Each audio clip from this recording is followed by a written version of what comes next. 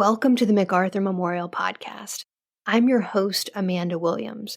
Join me as we explore the life and legacy of General of the Army Douglas MacArthur and discuss a wide range of military history topics, from the American Civil War to the Korean War. In February 2024, the MacArthur Memorial hosted an event to mark the 125th anniversary of the Philippine-American War. This event was in partnership with the Hampton Roads chapter of the Filipino-American National Historical Society and the Council of United Filipino Organizations of Tidewater. The event featured presentations by several scholars on different aspects of the war.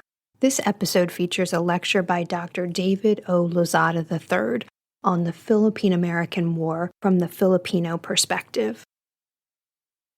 We will now hear from Dr. David O. Lozada III, joining us from the Philippines. Dr. Lozada is former chair of the Department of History of the Ateneo de Manila University and former executive council member of the National Commission for Historical Research. He is an expert on the Philippine-American War, and please join me in welcoming Dr. Lozada.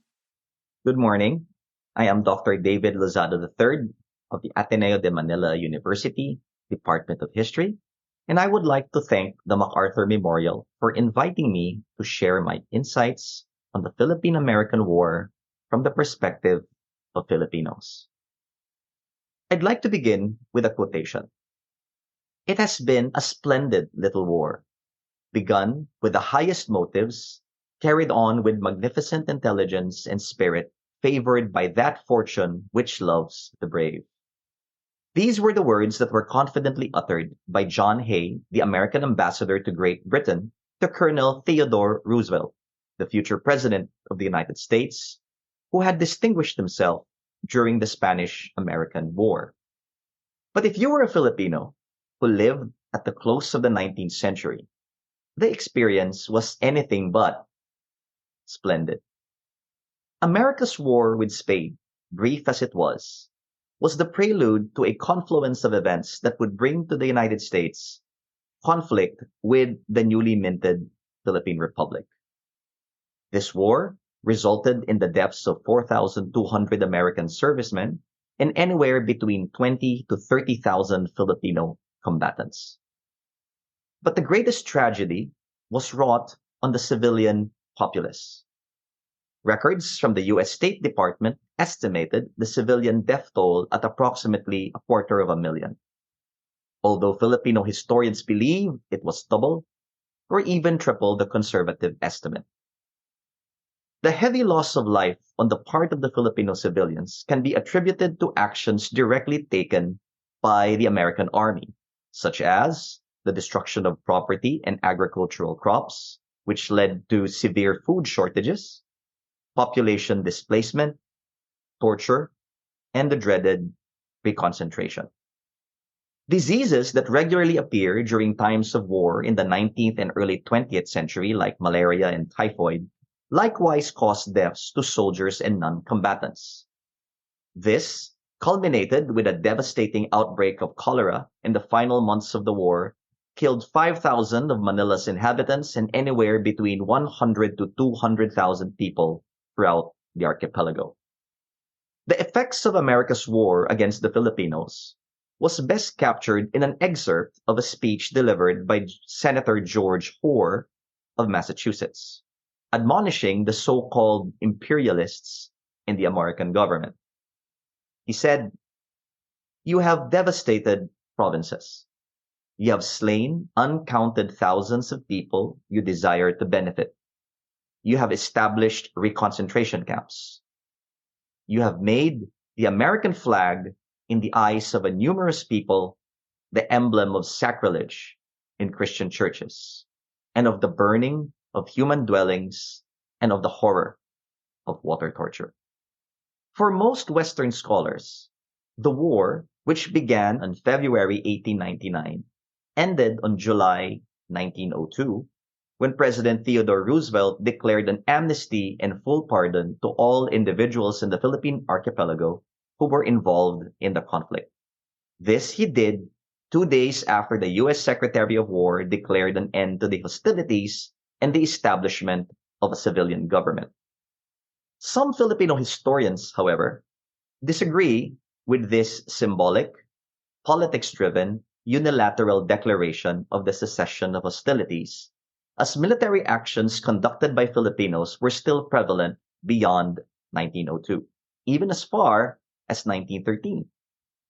They include Macario Sakay's military actions on behalf of the Tagalog Republic in 1903, the Tabal brothers of Cebu, whose attacks against the Americans and Cebuano elite collaborators would persist until 1906, the Pulahanes of Faustino Ablen's resistance movement against the Americans in Leyte from 1902 to 1907, his Negrense counterpart, Pope Dionisio Magbuela or Papaisio, who was able to sustain a spirited military campaign in the island of Negros until his surrender in 1907, among others. The military campaign against Muslim Filipinos lasted even longer, as Tausug resistance to American rule would only be checked in 1913, and this was achieved by using brutal and inhumane tactics, which included massacres of women and children.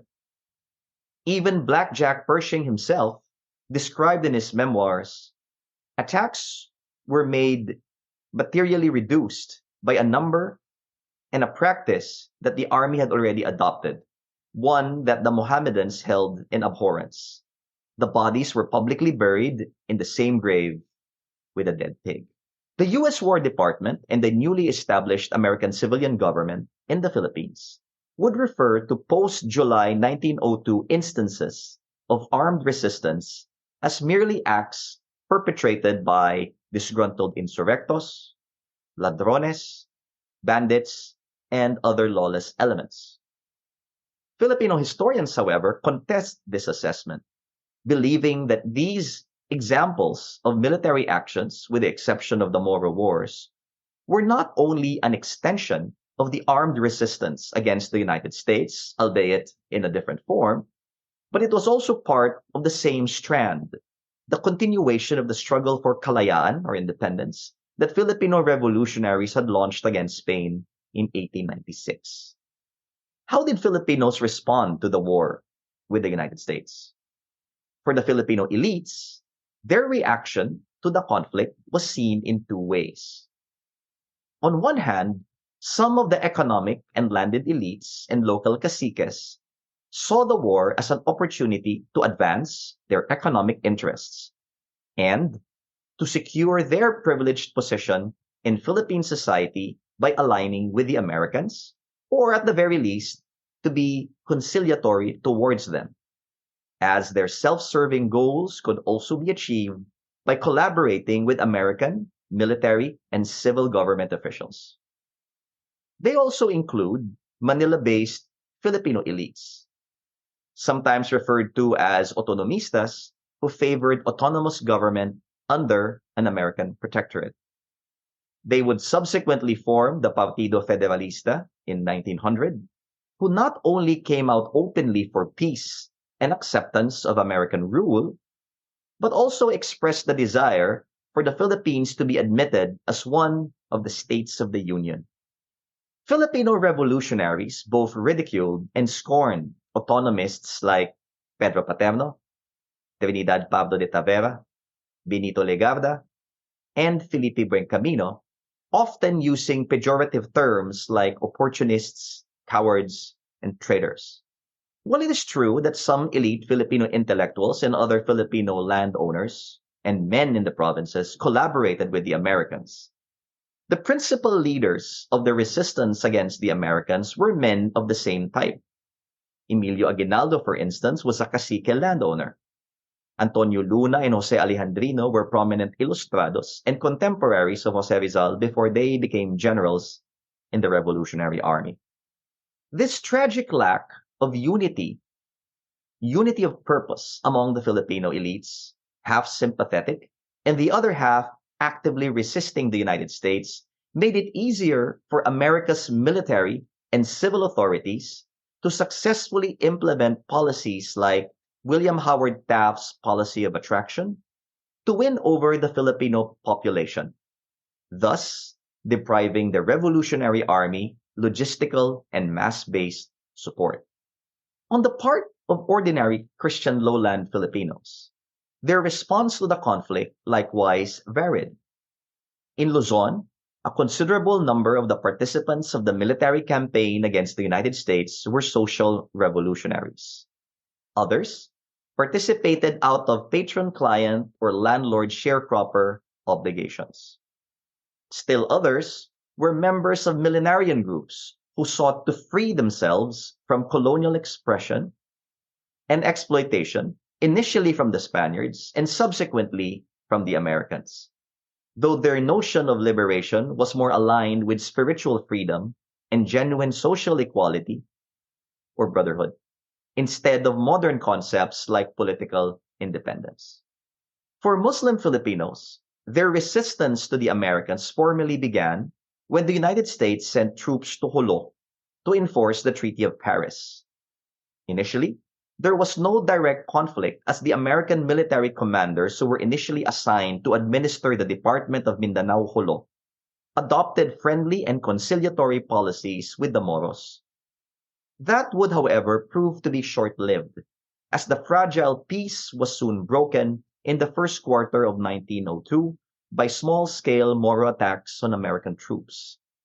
These attacks were focused on American troops stationed south of Lake Lanao. This prompted the American military to launch several punitive expeditions to crush the centers of Moro resistance. In the years that followed, several pitched battles and campaigns were fought, including the battles of Pandapatan in Lanao del Sur, Siranaya in the Cotabato Valley, the first and second battles of Buddahu, and culminating with the Battle of Bugsak, the last major battle in the Moro Rebellion. There were also Filipino communities like the Lumads of Mindanao and the Cordillera peoples of northern Luzon.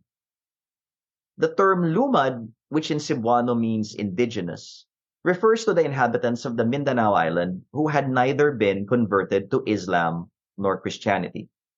As such, they were able to retain their animist beliefs and traditions. For the Lumads, intercommunal violence between their communities and American forces became evident when their ancestral lands were targeted with forced annexation by the American military and the Philippine civilian colonial government. These actions legitimized their grievances in fighting for the self-determination of their communities. I would like to end this brief overview by saying that unlike in other revolutionary movements, where there is a homogeneity on purpose, a clear, top-down understanding of goals and objectives, the Philippine experience was much more diverse. With the capture of Aguinaldo and the absence of a reliable means of communicating and coordinating the revolutionary forces scattered throughout the archipelago, Filipino resistance was confined along provincial, regional, and ethno-linguistic lines. Nonetheless, all fall under an overarching theme that both Filipinos and Americans who fought in wars of liberation can appreciate: the collective desire to be free from foreign domination. Thank you.